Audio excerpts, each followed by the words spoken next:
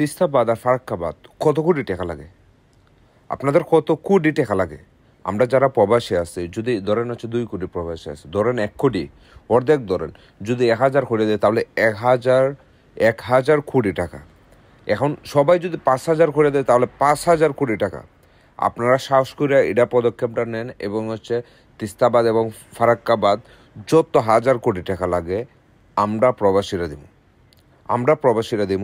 দেখবেন খালি 5000 করে না, আমি নিজেই যদি 1 লাখ লাগে 1 লাখ দিব, সমস্যা নাই, আমি নিজেই দিব। আমি 1 লাখ টাকা 100% নিজে দিব। ইভেন সবাই এরম সবাই আছে যে টাকা দিবে না যে তা না, কিন্তু অনেকে আছে যে টাকা দিবে।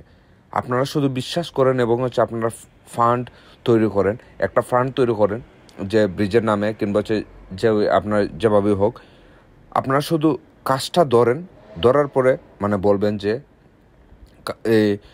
টাকা দেখবেন আপনার কমতে হবে না, টাকা বাইসা যাবে। আপনাদের যে ক্যালকুলেটের থেকে আরও বেশি টাকা যাবে। আপনারা শুধু ফান্ডা কইরা তারপরে প্রবাসীরা জানান, দেখবেন যে 1 ডে থেকে 1 উইকের ভিতরে আপনারা এটা ব্রিজ 10টা করার মনে হয় যে টাকা পেয়ে যাবেন। একটা না, 10টা করার টাকা পেয়ে যাবেন।